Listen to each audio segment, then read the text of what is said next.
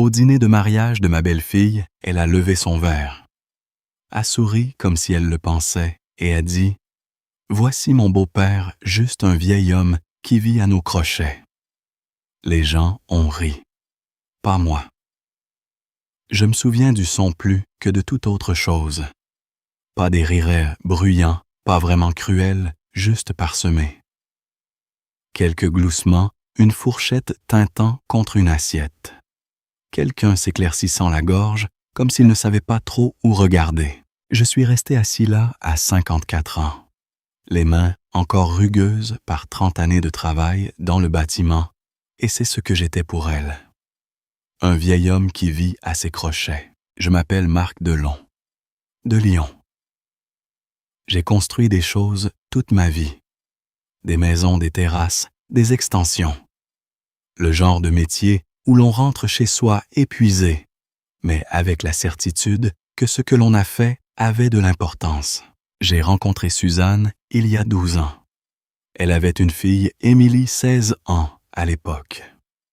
Silencieuse, polie, gardant ses distances, mais je me disais que c'était normal. Je n'ai pas essayé de remplacer son père. J'étais juste là. Je payais ma part. Je réparais ce qui cassait dans la maison. Je restais un repère fixe. Avec le temps, j'ai cru que nous avions trouvé une sorte d'équilibre. J'avais peut-être tort. Ce soir-là, j'étais assis à une table ronde près du devant de la salle de réception. Rien d'extravagant, un Novotel en bord de périphérique des murs beiges, un éclairage tamisé, une de ces moquettes aux motifs qui en font un peu trop. 80 invités à peu près. Surtout des gens du coin, la famille. Les voisins, quelques contacts professionnels de Julien. J'en avais payé la majeure partie. Ce n'est pas une chose que j'ai jamais dite à voix haute. Ce n'est pas le genre de détail qu'on jette à la figure des gens. Mais l'acompte de la salle, l'avance du traiteur, le forfait des boissons. Tout cela était sorti de mes comptes. J'avais même repoussé l'achat d'un nouvel utilitaire pour ça. Ça faisait 5 ans que je voulais un Ford Ranger. Rien de tape à l'œil, juste un véhicule fiable. À chaque fois que j'économisais assez, un imprévu surgissait. Ce mariage était le dernier imprévu en date. Et très honnêtement, ça ne me dérangeait pas, car plus tôt dans la soirée, avant les discours, j'avais vu Émilie debout près de la piste de danse dans sa robe blanche. Elle avait l'air heureuse, vraiment heureuse. Et je me souviens m'être dit très bien, c'est pour ça que je l'ai fait. Ça en valait la peine. Puis elle s'est levée, ce verre à la main, et a fait de moi une vaste blague. Je n'ai pas réagi tout de suite. Je ne me faisais pas confiance pour le faire. J'ai simplement baissé les yeux vers mon assiette. La viande était devenue tiède. La purée commençait à croûter sur les bords. En face de moi, Suzanne gardait les yeux rivés sur sa serviette. Elle n'a pas dit un mot. Cette absence de réaction m'a frappé plus durement encore que la remarque d'Émilie. J'ai pris mon verre. J'ai bu une gorgée lente. Mes doigts s'étaient serrés autour du cristal. Si serrés que mes jointures en devenaient blanches. Je l'ai remarqué, mais je n'ai pas relâché ma prise. Émilie a continué son discours comme si de rien n'était, remerciant sa mère, remerciant les parents de Julien, riant souriant. La salle a doucement repris son cours normal, comme si je n'avais pas à l'instant même été effacé. C'est alors que j'ai senti un regard posé sur moi. J'ai tourné légèrement la tête. Le père du marié, Richard Valette, m'observait depuis la table voisine, la fin de la soixantaine probablement. Cheveux gris, coupe impeccable, le genre d'homme qui ne gesticule jamais. Il n'avait l'air ni choqué ni amusé, juste concentré. Au bout d'une seconde, il s'est levé et s'est approché d'un pas lent et mesuré. Il s'est arrêté près de ma chaise, s'est penché juste ce qu'il fallait pour que personne d'autre n'entende. « Monsieur, a-t-il dit doucement, dois-je leur dire? » Je l'ai regardé.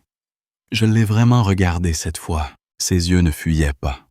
Aucune hésitation dans sa voix. Je n'ai pas répondu parce qu'à cet instant précis, quelque chose a basculé en moi. Pas de la colère, pas exactement, de la clarté, Pour la première fois en 12 ans, j'ai eu le sentiment que quelqu'un dans cette pièce me voyait pour ce que j'étais réellement. Ni l'étiquette qu'Émilie m'avait collée, ni l'ombre que Suzanne laissait passer. Quelque chose d'autre. J'ai reposé mon verre avec précaution. Les glaçons à l'intérieur ont produit un son sourd et feutré en se tassant. Je crois que j'ai dit tout aussi doucement. Je m'en occupe. Il a fait un léger signe de tête. Aucun sourire, aucun mot superflu. Il a simplement tourné les talons et regagné sa table, l'air de rien. Je suis resté assis là encore quelques secondes à écouter. L'argenterie, les murmures des conversations, le DG qui déplaçait des papiers près de sa régie. Tout semblait normal, mais ça ne l'était plus. Plus maintenant. J'ai repoussé ma chaise lentement et je me suis levé. Mes jambes étaient solides. Cela m'a surpris. Je m'attendais à un léger tremblement. Il n'est pas venu. En me dirigeant vers le couloir, menant hors de la salle, j'ai croisé quelques invités qui m'ont adressé ces sourires polis, les lèvres pincées, le genre de sourire que les gens utilisent quand ils ne savent pas s'ils doivent dire quelque chose. Je ne me suis pas arrêté. Les doubles portes se sont refermées derrière moi avec un son mat, et d'un coup, le vacarme est retombé. La musique s'est étouffée. L'air me paraissait plus frais ici. Je suis resté dans le couloir une seconde, les bras ballants. J'ai pris une inspiration, puis... Je ne songeais pas à hurler ou à faire un scandale. Ce n'est pas mon genre, mais je n'allais pas non plus me rasseoir et faire semblant que rien ne s'était passé. Pas cette fois. Le couloir sentait vaguement le produit d'entretien et le café qui avait trop reposé. Un de ces percolateurs industriels trônait sur une petite table à moitié vide. Je me suis adossé au mur un instant, laissant le silence s'installer en moi. Des pas ont résonné un instant plus tard. Richard, il ne se pressait pas, il s'est juste avancé à mes côtés, comme si nous avions déjà convenu d'avoir cette conversation. Sacré discours, a-t-il dit sans me regarder. J'ai laissé échapper un bref soupir. Oui, pas le genre qu'on oublie. Il a hoché la tête, une fois les mains dans les poches. Vous n'aviez pas l'air surpris. Cela m'a fait réfléchir une seconde. Je suppose que je ne l'étais pas, ai-je répondu. Pas tout à fait. C'était la stricte vérité. Il y avait eu des signes, des petites choses au fil des années. La façon dont Émilie me présentait. Voici Marc, jamais, mon beau-père. La façon dont elle parlait de son père biologique, comme s'il était toujours le centre de l'univers, alors que l'homme n'avait pas pointé le bout de son nez depuis plus d'une décennie. J'avais simplement choisi de ne pas forcer les choses. Richard a légèrement bougé, puis a dit « Vous ne savez vraiment pas n'est-ce que c'est pas. » Je l'ai regardé. Savoir quoi? Il a scruté mon visage comme s'il évaluait ce qu'il pouvait me révéler. Puis il a parlé de façon simple et directe. La majeure partie de ce qui se passe dans cette salle ce soir. Ce mariage, les futurs projets d'entreprise de Julien. Tout cela remonte à quelque chose que vous avez bâti il y a des années. J'ai froncé un peu les sourcils. J'ai bâti beaucoup de choses. Il a eu un petit souffle presque amusé. Oui, c'est vrai. Puis il a incliné la tête vers le parking visible par les portes vitrées au bout du couloir. Vous voyez ces camions de livraison dehors, ceux avec le logo bleu et blanc. J'ai jeté un œil. Quelques camions plateaux étaient garés tout au fond. Je reconnaissais le logo immédiatement. Rhône-Alpes Matériaux, ai-je dit. Il a acquiescé. C'est exact. Je faisais de la sous-traitance avec eux il y a des années. Mais c'est plus que ça, a-t-il ajouté. Vous avez investi de l'argent chez eux quand ils étaient encore tout petits, avant leur expansion. Cette partie était vraie. Je n'y avais pas pensé depuis longtemps, à l'époque où les affaires marchaient bien. J'avais placé une bonne partie de mes économies dans une entreprise locale de matériaux, sur la recommandation d'un ami. Ça ne me semblait pas grand-chose sur le moment, juste un placement sûr. Ils ont grandi à poursuivre Richard. Ils ont fusionné avec un grand groupe de distribution il y a environ 6 ans. Une transaction discrète, mais ceux qui étaient entrés au début, il m'a jeté un regard. Ils s'en sont très bien sortis. J'ai senti quelque chose bouger dans ma poitrine. Pas de l'excitation juste, Une prise de conscience. Je reçois des relevés trimestriels, ai-je dit lentement. Je ne suis pas tous les détails. La plupart des gens ne le font pas, a-t-il répondu. Mais voici la partie qui compte. L'entreprise de Julien, celle qu'il compte lancer. Oui, elle dépend de cette chaîne d'approvisionnement. Les matériaux, les lignes de crédit, les tarifs préférentiels. Sans ce réseau, il a haussé légèrement les épaules. Elle ne décolle pas de la même manière. Je l'ai dévisagée pendant une seconde. Vous êtes en train de dire, je dis m'a-t-il coupé avec douceur, que qu'ils s'en rendent compte ou non. Une partie de leur avenir repose sur quelque chose que vous avez contribué à bâtir. Le couloir m'a paru encore plus silencieux qu'avant, comme si on en avait aspiré le moindre son. J'ai passé une main sur ma mâchoire. Ils ne le savent pas. N'en a-t-il dit, ils ne le savent pas. Nous sommes restés là un moment. Aucune précipitation, aucune pression dans sa voix. Puis il a ajouté presque comme une arrière-pensée. Il y a autre chose. Je n'ai pas aimé la façon dont il a dit ça. Quoi? Il a baissé les yeux brièvement, puis m'a regardé. Lorsque les familles ont échangé les listes définitives d'invités et les documents imprimés, votre nom a été retiré de la section des parents. J'ai cligné des yeux. Retiré. Il a hoché la tête. Émilie l'a demandé. Elle a dit que ce serait plus net comme ça. Juste elle et ses parents biologiques. Il n'y avait aucune émotion dans son ton. C'est ce qui a rendu le coup plus brutal. Pendant une seconde, je n'ai rien dit. J'ai juste imaginé le programme de la soirée, celui qui trônait sur chaque table à l'intérieur. Je ne l'avais pas regardé de près. Je ne pensais pas en avoir besoin. Il s'avérait que je n'y figurais même pas. J'ai laissé échapper un lent soupir par le nez. Je vois, il m'a observé attentivement, s'attendant probablement à une réaction de ma part.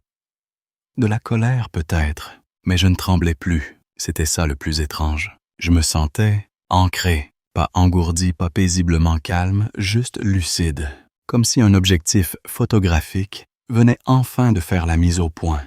J'ai passé 12 ans dans cette maison, ai-je dit doucement. J'ai payé les factures quand les fins de mois étaient difficiles. Je me suis assuré qu'elle finisse ses études. J'ai aidé à mettre tout ça sur pied ce soir. Richard ne m'a pas interrompu, et d'une manière ou d'une autre, ai-je ajouté, j'ai fini comme une note de bas de page. En fait, moins que ça. Il a acquiescé une fois, c'est ce qu'il semble. J'ai regardé en direction des portes de la salle. Je pouvais encore entendre le faible rythme de la musique à travers le bois, des rires à nouveau comme si tout avait été réinitialisé. Il pense que je ne compte pas, ai-je murmuré. Il pense que vous êtes... À qui a-t-il répondu avec prudence? Ou peut-être que vous continuerez simplement à répondre présent quoi qu'il arrive. J'ai laissé ces mots s'installer un instant. Puis j'ai demandé « Vous étiez sérieux tout à l'heure quand vous proposiez de leur dire. » Il a croisé mon regard. « Si vous le vouliez, oui. » J'ai secoué lentement la tête. « Non, ai-je dit, ce n'est pas votre rôle. » Il n'a pas protesté. « Alors qu'allez-vous faire » a-t-il demandé. J'y ai réfléchi. Vraiment réfléchi. Je pouvais retourner à l'intérieur, prendre ma veste et partir.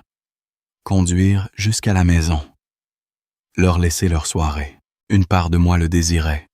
Propre, simple, mais une autre part de moi, plus silencieuse, plus profonde, savait que ça ne passerait pas.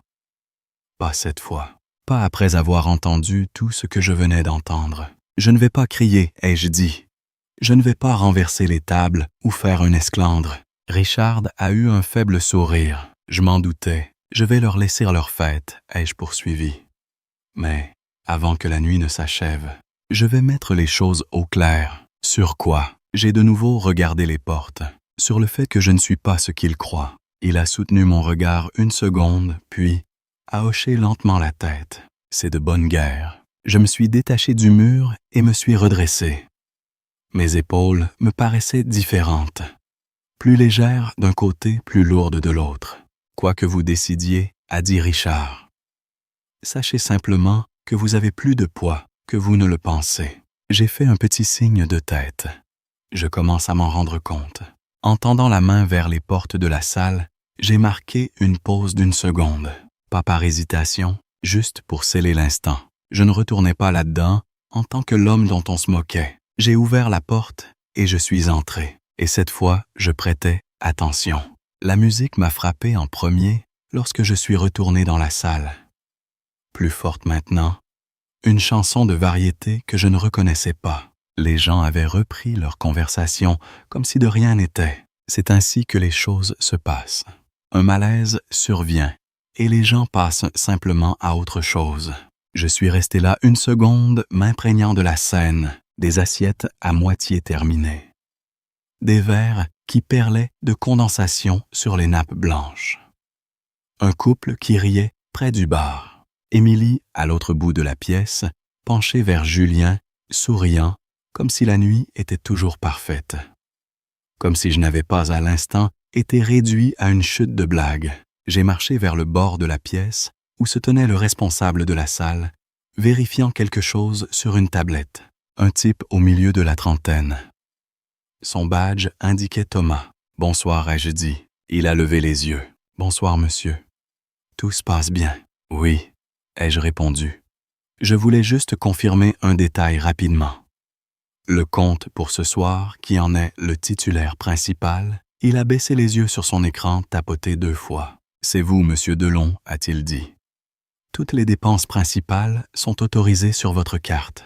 Il reste un solde en suspens. Une partie de la facture finale du traiteur et du bar, a-t-il précisé, généralement réglée à la fin de la soirée. J'ai acquiescé lentement et ces frais sont configurés pour être clôturés automatiquement avec mon autorisation. Oui, monsieur.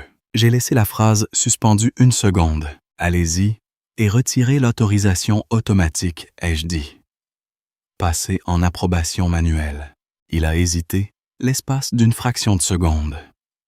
Pas assez pour me questionner ouvertement, mais assez pour que je le remarque. Bien sûr, a-t-il répondu, je peux faire ça. Je vous remercie. Il a tapoté quelques commandes sur l'écran. C'est fait, a-t-il dit. Nous exigerons une confirmation directe avant de clôturer quoi que ce soit. Parfait, ai-je conclu. Je lui ai fait un petit signe de tête et je me suis éloigné. Personne n'a rien remarqué. C'était bien là l'ironie. Vous pouvez changer toute la trajectoire d'une soirée et si vous le faites avec assez de discrétion, personne ne le voit venir. Je me suis dirigé vers le bar. J'ai commandé un bourbon. Sec. Le barman l'a fait glisser sur le comptoir. Je l'ai pris, j'ai bu une gorgée. Je l'ai laissé reposer sur ma langue 1 seconde avant d'avaler. Toujours ancré. Cela me surprenait moi-même. Marc. Je me suis retourné. Suzanne. Elle m'avait observé. Je pouvais le voir. Son visage affichait cette expression tendue qu'elle avait quand quelque chose la dérangeait, mais qu'elle ne voulait pas le dire à voix haute. « On peut parler » a-t-elle demandé. J'ai opiné du chef. Bien sûr, nous nous sommes mis à l'écart vers le couloir latéral près des toilettes. Plus calme par là. Pas intime, mais suffisamment. Elle a croisé les bras. « Qu'est-ce que tu fais ?» Je prends un verre, ai-je répondu. Ce n'est pas ce que je veux dire. Je l'ai regardé 1 seconde. Vraiment regardé. J'ai parlé au gérant, ai-je dit. Je vérifiais juste la facturation. Son expression a changé. Une légère panique sous la surface. « Marc, s'il te plaît, ne fais rien ce soir », a-t-elle imploré en baissant la voix. C'est son mariage. J'ai laissé le silence s'étirer. Oui, ai-je dit, je suis au courant. Elle ne pensait pas ce qu'elle a dit, a ajouté Suzanne précipitamment. C'était une blague. Les gens riaient. J'ai laissé échapper un petit souffle sec. Oui, ai-je répondu, je l'ai remarqué. Elle s'est approchée. S'il te plaît, laisse couler. On pourra lui en parler plus tard. Ce soir n'est pas le bon moment. J'ai observé son visage pendant qu'elle parlait. La façon dont elle fuyait très légèrement mon regard. La façon dont sa voix s'adoucissait quand elle essayait d'arrondir les angles. Et j'ai compris. Pas d'un seul coup, l'évidence s'est juste installée en moi. Tu le savais, ai-je dit. Elle a cligné des yeux. Savais quoi? Comment elle me perçoit, ai-je dit. Tu le savais, ce n'est pas juste. Sa laie l'ai-je coupé calmement. Tu savais qu'elle ne me respectait pas. Tu savais qu'elle parlait comme ça. Et tu as laissé couler. Elle a secoué la tête. Marc, elle est jeune. Elle a 28 ans, ai-je répliqué. Ce n'est pas jeune. C'est un choix. La mâchoire de Suzanne s'est crispée. Elle plaisantait a-t-elle insisté. Tu prends ça trop au sérieux. Je l'ai regardée pendant une longue seconde. Cette phrase-là, c'était la bonne. Tu prends ça trop au sérieux. Quelque chose en moi a fait un déclic. Pas bruyant, pas dramatique. Juste définitif. Ça fait 12 ans que je prends les choses à la légère, ai-je dit. Je pensais que c'était la façon de maintenir la paix. Elle a ouvert la bouche, mais j'ai continué. J'ai payé le prêt de la maison quand tu as perdu ton emploi. J'ai couvert les frais de scolarité d'Émilie quand les temps étaient durs. J'ai mis de l'argent dans ce mariage pour qu'elle puisse avoir la journée qu'elle désirait. Je ne te l'ai jamais demandé. Non ai-je répondu, tu ne l'as pas fait. C'est bien là le problème. Nous étions debout dans ce couloir, les néons bourdonnant faiblement au-dessus de nos têtes. Elle n'a même pas mis mon nom sur le programme, ai-je dit. Suzanne s'est figée. Juste une seconde. C'était suffisant. Qui t'a dit ça, a-t-elle demandé doucement. Ça n'a pas d'importance, ai-je répondu. Est-ce vrai? Elle n'a pas répondu. Elle n'en avait pas besoin. J'ai hoché la tête une fois. Très bien, Marc. Elle a tendu la main vers mon bras. J'ai reculé juste assez pour rompre le contact. Je ne vais pas crier, ai-je dit. Je ne vais mettre personne dans l'embarras, bien a-t-elle dit rapidement. Merci. J'ai secoué légèrement la tête. Ce n'est pas ce que j'ai dit. Elle m'a regardé confuse cette fois. Je ne vais simplement plus faire semblant, ai-je précisé. Qu'est-ce que ça veut dire? J'ai jeté un regard au-delà d'elle vers la salle de réception. Émilie était toujours là, riant blottie, contre Julien, comme si tout était exactement comme elle le voulait. Et peut-être que c'était le cas. Ça veut dire que les choses vont devenir un peu plus exactes, ai-je dit. L'expression de Suzanne a de nouveau changé. Elle n'a pas aimé cette réponse. Marc, je t'en prie, a-t-elle soufflé. Ne gâche pas ça pour elle. J'ai croisé son regard. Je n'ai rien gâché, ai-je répondu.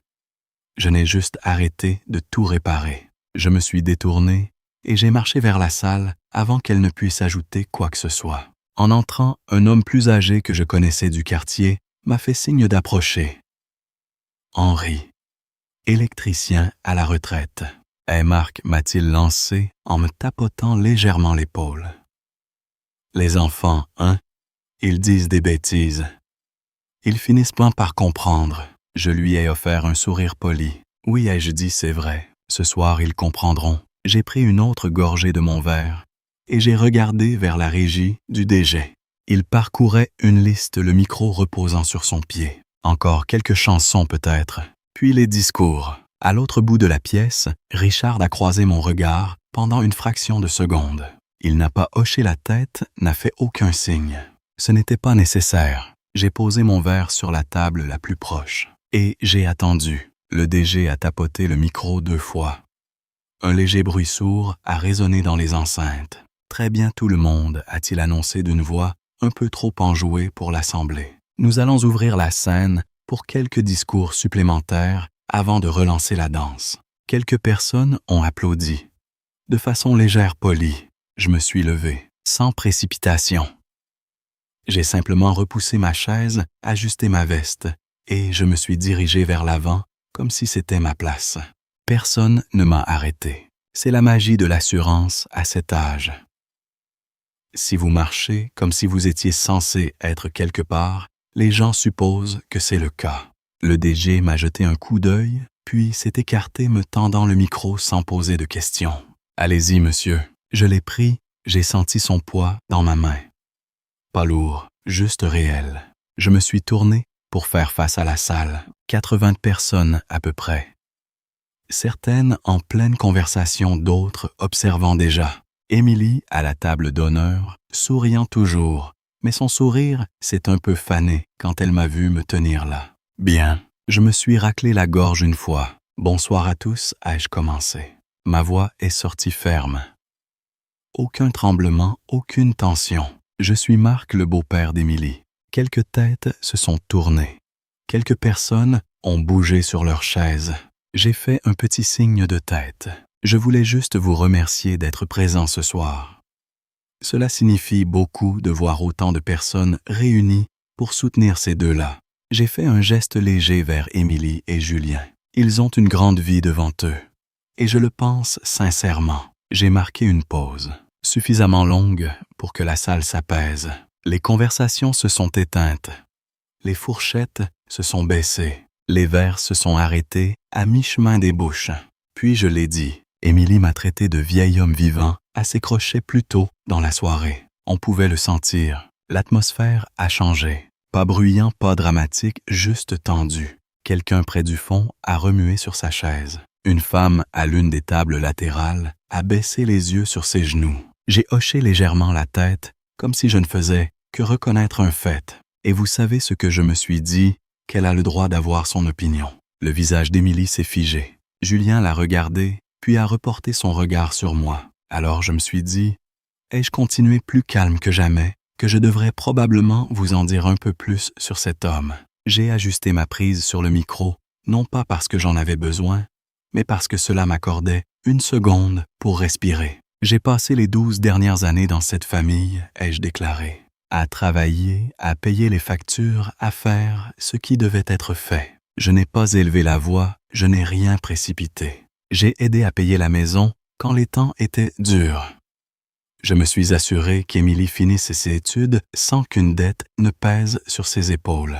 Et quand l'heure de ce mariage a sonné, j'ai balayé la pièce du regard. J'ai mis la main à la pâte là aussi. Quelques personnes ont hoché lentement la tête. On pouvait le lire sur leur visage. Ils commençaient à faire les liens. Je n'ai pas énuméré de chiffres. Ce n'était pas nécessaire.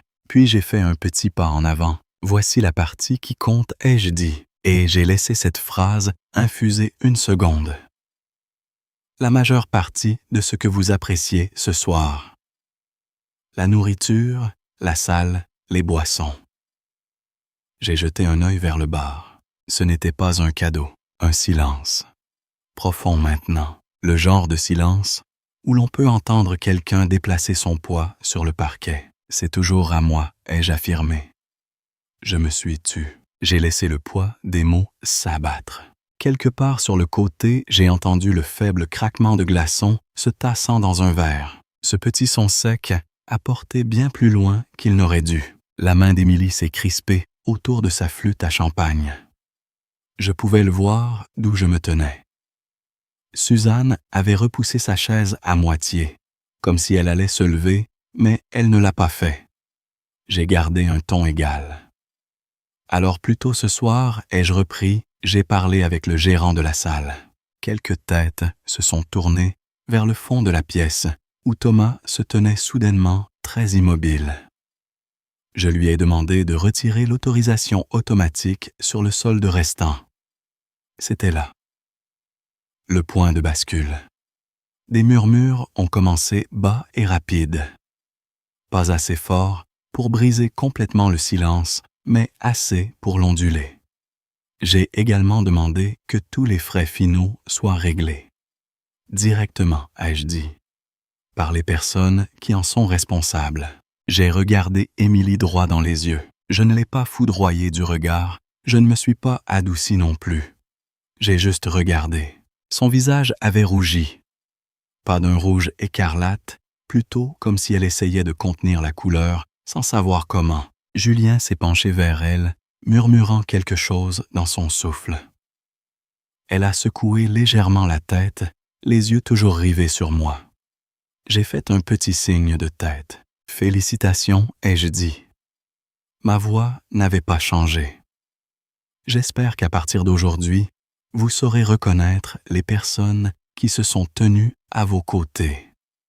Aucune colère là-dedans. C'était bien là l'essentiel.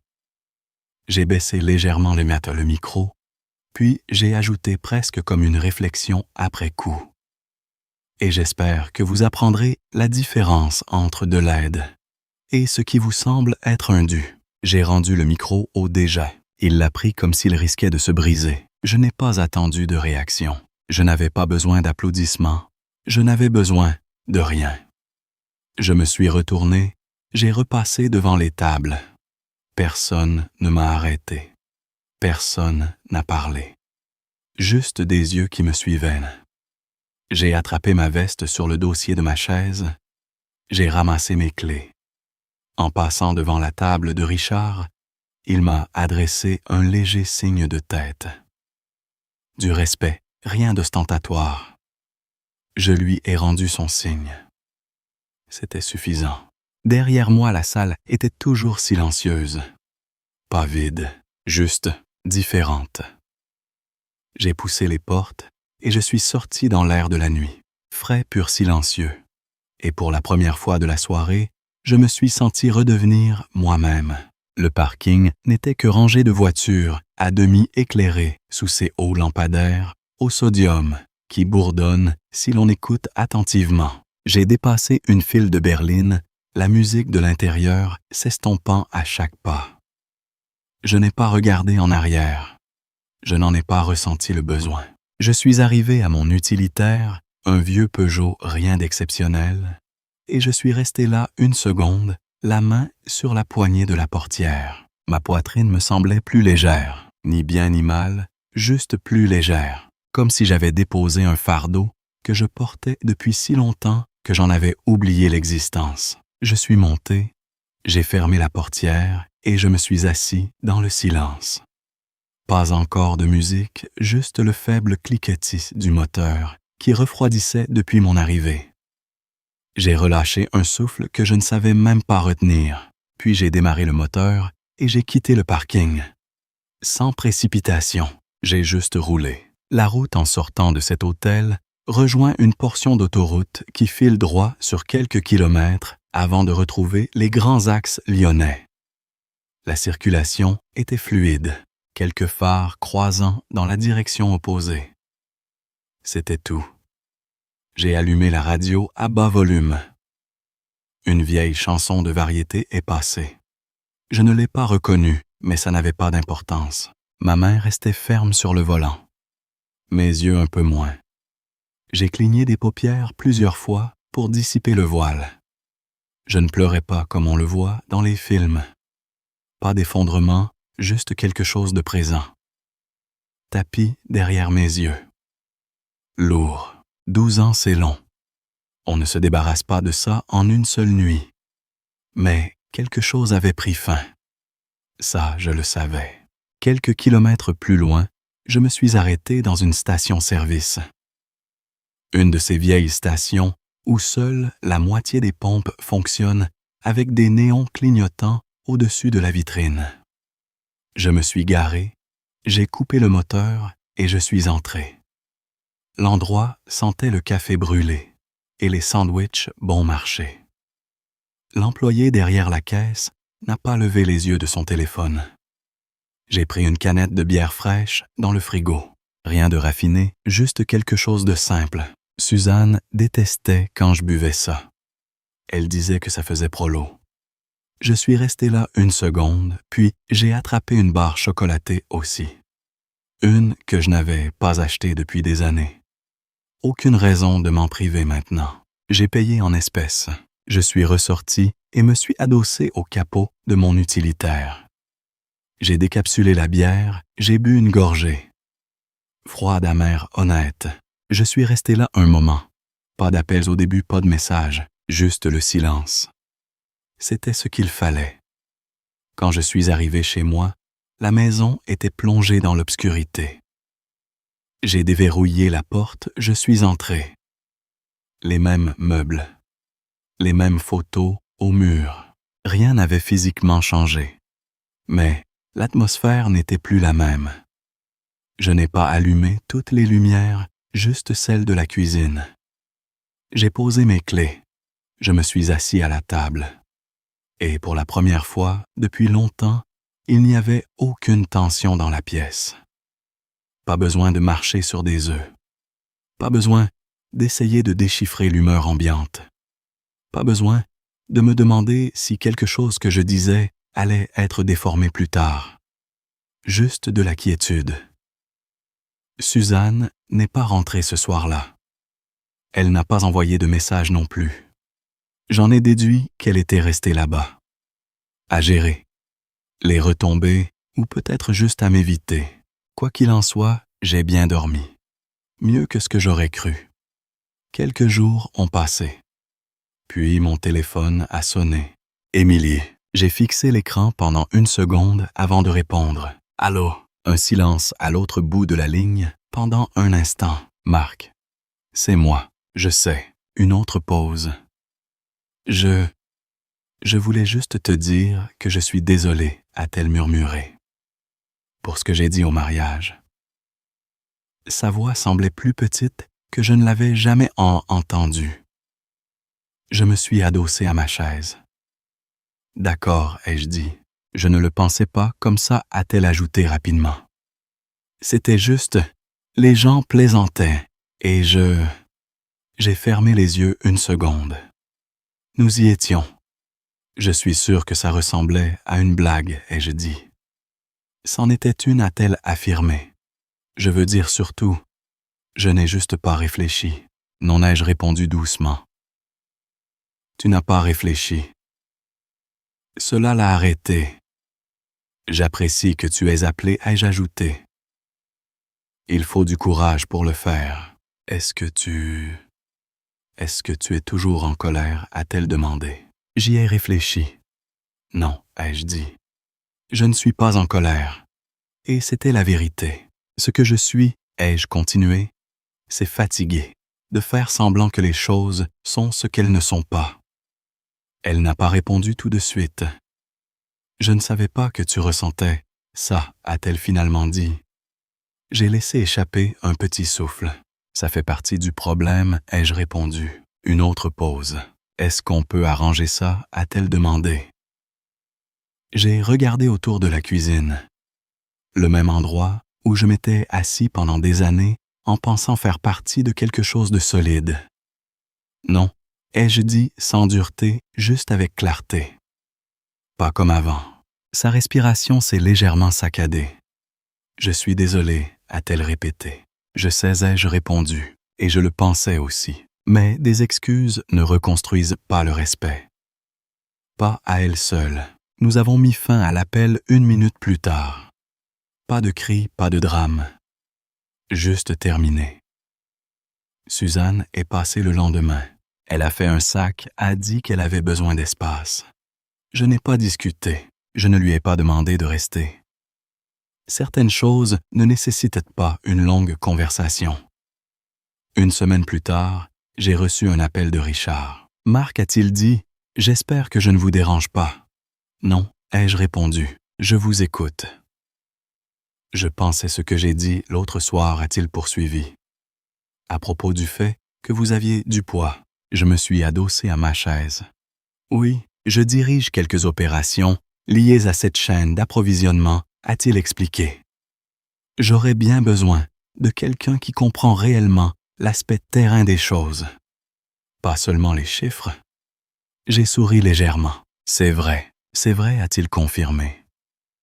Et je respecte la façon dont vous vous êtes comporté. La plupart des gens en auraient fait un carnage.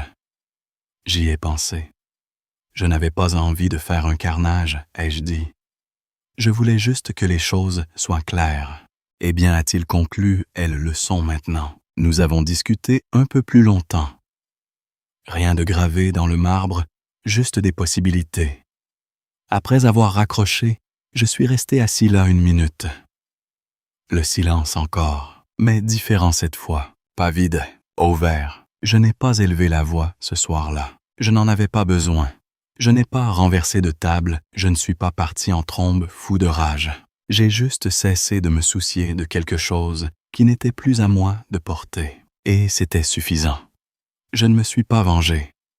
J'ai juste arrêté d'être invisible. Il s'avère que c'était la seule chose qu'il ne pouvait pas supporter. À cet âge, votre dos peut vous faire un peu plus souffrir qu'avant. Mais votre dignité, c'est la seule chose que vous ne laissez jamais plier. Si vous avez déjà été dans une position où vous vous sentiez négligé, comme si tout ce que vous faisiez se fondait simplement dans le décor, vous comprenez probablement cela mieux que quiconque. Et si vous portez toujours ce poids, peut-être est-il temps de le déposer. Merci de m'avoir écouté.